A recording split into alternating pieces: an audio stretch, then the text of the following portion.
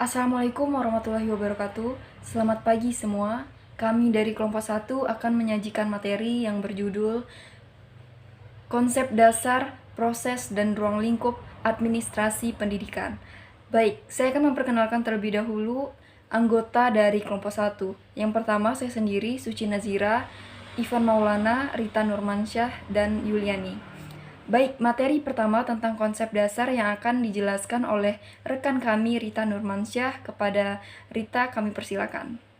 Saya Rita Nurmansyah, saya akan menjelaskan konsep dasar administrasi pendidikan.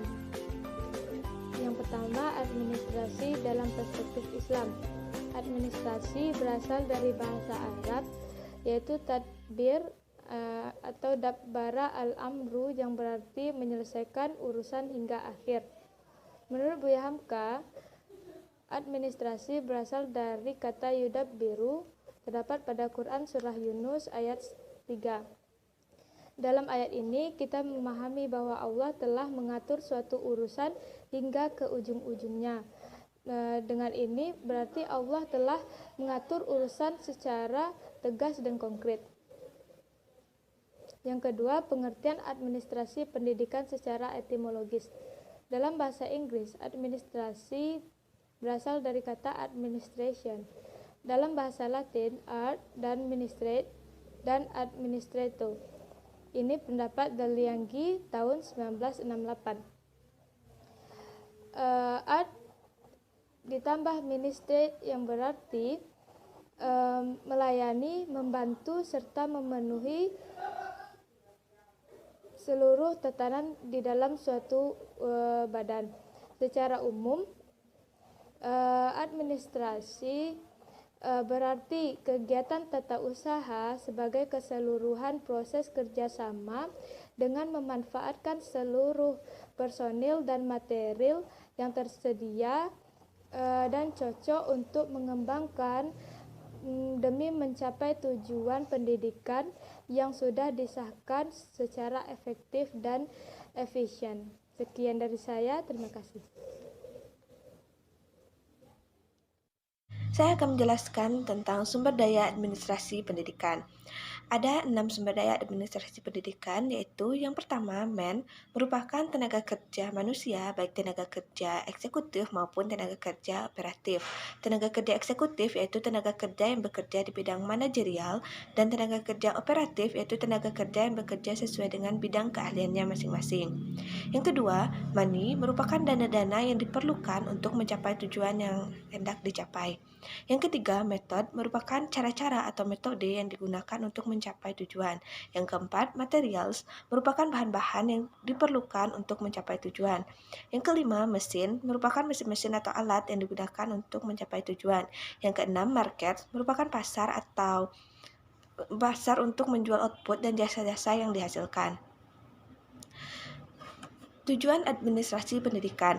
Administrasi pendidikan bertujuan untuk menunjang tercapainya tujuan pendidikan tingkat satuan pendidikan yang tertuang di dalam visi, misi, dan tujuan sekolah, dan tujuan pendidikan nasional yang tertuang di dalam Undang-Undang Nomor 20 Tahun 2003 Pasal 3 tentang Sistem Pendidikan Nasional, yaitu untuk berkembangnya potensi peserta didik agar menjadi manusia yang beriman dan bertakwa kepada Tuhan. Kemudian, Sergio Vanni dan Carver dalam Daryanto merumuskan 4 tujuan administrasi, yaitu yang pertama, efektivitas produksi, yang kedua, efisiensi, yang ketiga, kemampuan beradaptasi diri, dan keempat, kepuasan kerja. Keempat tujuan tersebut dapat digunakan untuk kriteria untuk menentukan keberhasilan suatu penyelenggara pendidikan.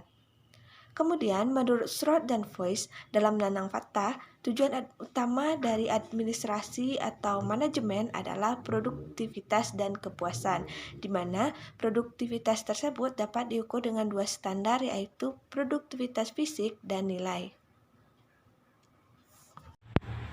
Selanjutnya, saya akan menjelaskan tentang proses administrasi pendidikan yang meliputi perencanaan. Yang dimaksud perencanaan adalah sebuah rencana yang sudah disiapkan matang untuk mempersiapkan instrumen sebagai peramalan masa depan.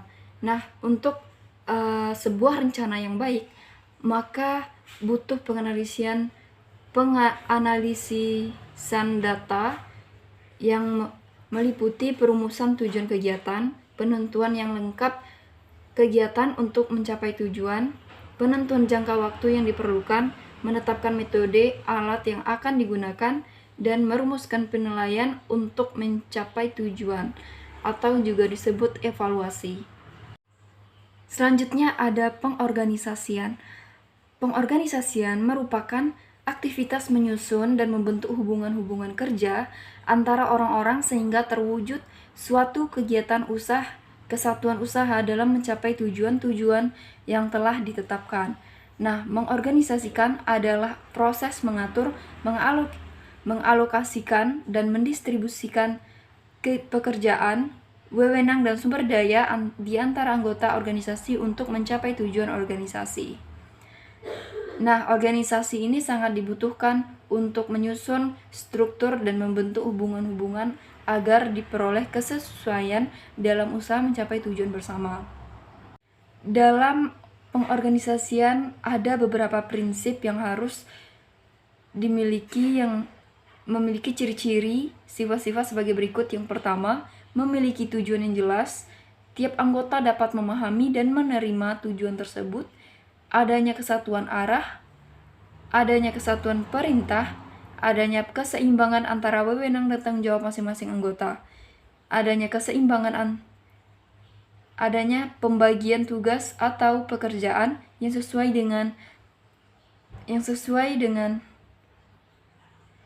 pekerjaan, kemampuan, keahlian, dan bakat masing-masing.